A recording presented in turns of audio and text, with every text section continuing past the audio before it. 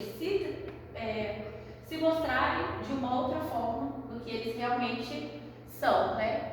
E aí a gente vê no Egito a apresentação dos mistérios de Osíris, que é uma coisa muito parecida assim com a Via Sacra, né? Na mitologia, né, egípcia, eles falam que Osíris, que teve uma briga com o tio, arrancou o olho de Osíris, que é aquele olho que tem, né?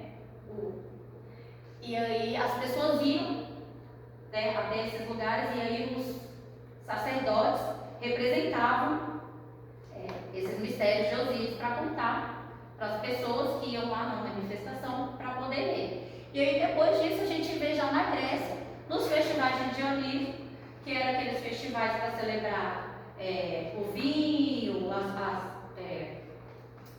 palavra fugiu da minha mente, a colheita, né?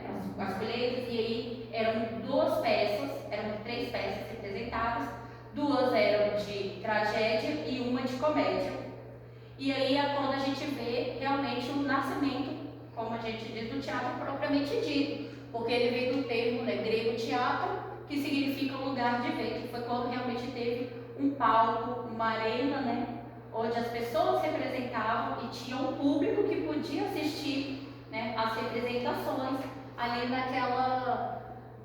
naquele local, né. Granero fala que parte da sedução que o pensamento grego exerce ainda hoje é resultado dessa teatralidade e da construção literária de seus mitos e reflexões determinadas de um caráter plástico e atemporal, porque a gente vai vendo no decorrer da história isso, né, das pessoas estarem se representando, trazendo algo para mostrar para as outras pessoas, né. Pode passar. Na Idade Média, a gente vê uma reformulação teatral, que é quando a igreja entra e ela passa a utilizar de encenações teatrais, né? Principalmente ele começou ali na Páscoa e no Natal, que era quando eles faziam, na Idade Média, a Bíblia era em latim, então tinha a parte mais pobre, né? Que era lá, né, os plebeus, eles não tinham acesso à leitura, eles não sabiam ler e escrever, e a igreja passa a apropriar o teatro como uma forma de empregar caráteres religiosos, ensinar as pessoas sobre o que estava escrito na Bíblia e de uma forma de doutrinar as pessoas, ensinar elas os dogmas da igreja, um caráter moral, e eles usavam o teatro dessa forma, uma forma já de ensinamento, né? O teatro era utilizado para empregar ética, moralidade, e aí a gente já vê, depois dessa parte que a Igreja Católica passa a deter o teatro, a gente vê o Renascimento, que teve uma duração de 200 anos, que veio no século XV, XVI e XVII, que é quando tem o começo de uma desvinculação da igreja, passa de ter a igreja deter as ações teatrais, e aí passa a ter uma visão mais filosófica e humanista, que aí ele passa a falar do homem, né, a pessoa, para as pessoas, né, das realidades.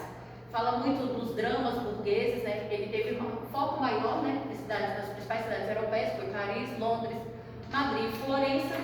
Cada cidade dessa tinha suas especificidades, né? Madrid tinha muito ainda dessa questão ainda da igreja, mas já tinha mais uma desvinculação disso nesse momento. Eles já passavam a falar dos adultérios, das realidades das pessoas mais pobres, e aí a gente vê o teatro elisabetano ou elisabetino, que ele veio por causa da rainha Elizabeth I, que aí foi quando veio os poetas da universidade, que são John Lilly, Thomas Kidd, Christopher Marlowe, Ben Jonson, e um mais conhecido que foi o William Shakespeare, mas o William Shakespeare ele não era considerado um poeta da universidade, porque o William Shakespeare ele não tinha nenhuma formação acadêmica, né? O William Shakespeare ele é muito bem visto porque além dele trazer muito a realidade das pessoas, né, da humanidade das pessoas nas suas peças teatrais, ele era o financiador, ele criava as peças, ele financiava as peças e ele atuava nessas peças, né? Aí eles são atribuídos 18 sonetos, 36 peças, divididas entre dramas históricos, comédia e tragédia, né? e ele é conhecido como um dos maiores escritores de todos os tempos, né? Com o iluminismo, a partir do século XVIII, a gente tem a substituição da tragédia pelo drama burguês. Aí sim, realmente começa a falar já mais daquela classe, porque a gente vê muito nas histórias de Shakespeare, o riquinho, né, Alcione, a senhorinha, muitos ricos.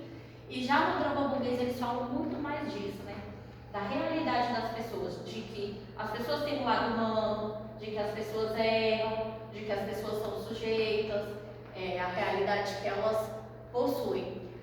Apesar de não possuir nenhuma obra dramática de importância, né, o drama burguês influenciou toda a produção teatral do romantismo e do século XIX. Tá certo? Quer passar mais? Volto só um pouquinho, né? Pode passar pro teatro. Na LDB, a gente entra na LDB com a educação infantil. A educação infantil ela tinha uma visão mais assistencialista, né? Só que a gente viu que foi mudando essa visão, né? Ela passou de ter aquela visão de onde a mãe deixava as crianças para que elas pudessem ter um lugar para deixar os filhos para trabalhar, e aí ela passa a ter uma visão mais de educação. Com a Constituição de 88, a educação infantil passa a fazer parte do ensino, né? Ela passa de ser um local assistencialista, e com a LDB do artigo 29 fala que a criança ela é um sujeito histórico de interação, que ele merece ser tratado e educado de uma forma que ele precisa ser visto e trabalhado em sua totalidade, né? Respeitando os seus aspectos, que eu já falei, que são físicos, intelectuais, sociais e intelectuais. E aí o lúdico ele tem um papel muito mais amplo e complexo do que simplesmente servir, né, de brincadeira. A gente precisa ver muito mais o lúdico do que ele simplesmente como uma brincadeira e brincar. A gente precisa entender que o lúdico ele tem um papel importante nessas crianças, principalmente de 0 a 5 anos. Porque a criança de 0 a 5 anos, ela está ali, a brincadeira, o imaginário dela, como o Bigode, né, fala que ele é importante porque é o que faz ela ajudar a entender todo o que gira em torno dela. Pode passar. Aí o ensino de artes ele foi inserido no currículo, né, através da LDB de 96. Pode passar. A educação infantil possui 5 campos de experiências, que é o eu, o outro e nós, corpo, gestos e movimento, traços, som e cores, e o teatro ele é citado em 2 deles e a citação de história em 3. Tá.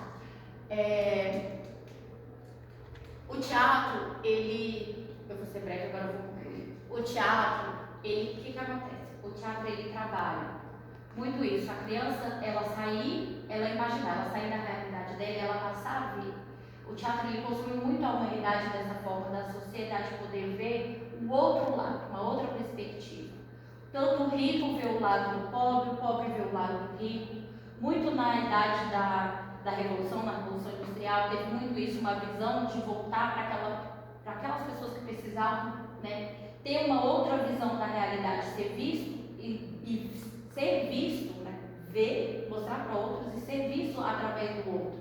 Então o teatro ele tem muito isso, de ensinar, de mostrar, da gente poder mostrar, né, para a criança uma outra realidade, dela poder, através da sua imaginação, ver o outro. E aí é muito importante o papel do educador no uso do teatro, ele passar a criança a ser o papel central desse teatro. A criança tem que fazer parte de todo o processo, tanto talvez até da criação da história, de pedir para eles, vamos montar uma historinha, fala uma pessoa, vamos ver como é que ele vai ser, vai ser um menino, vai ser uma menina, quantos anos ele tem, o que ele faz.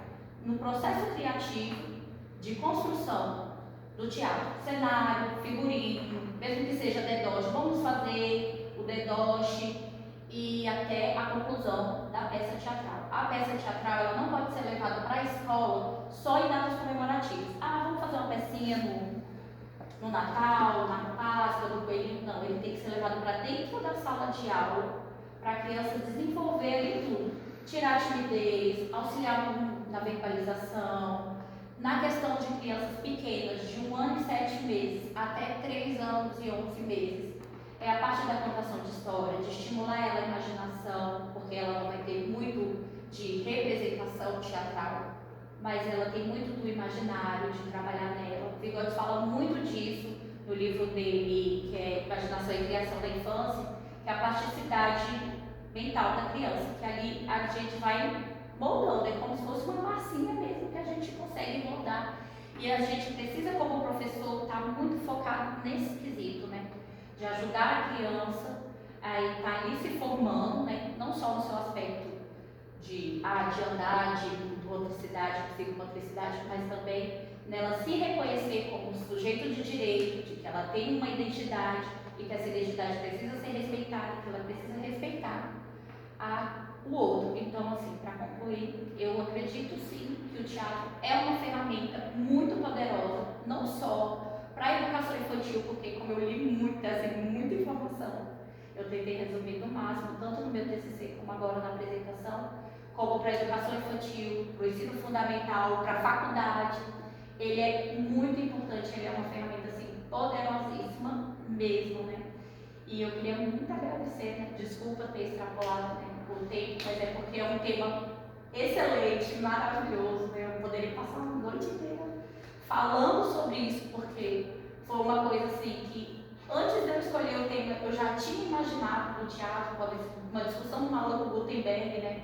Eu falei para as meninas que eu achava que o teatro era uma ferramenta muito importante, apesar de ter lido e ter visto que muito pouco se tem de formação profissional para os professores, trabalhar com o teatro mesmo, porque é o que eles mais batem na tecla de pessoas que escrevem sobre o teatro, é a questão de que os professores trabalham muito no quesito de só encenar ali para mostrar para os pais uma data comemorativa, numa festinha da escola, e não traz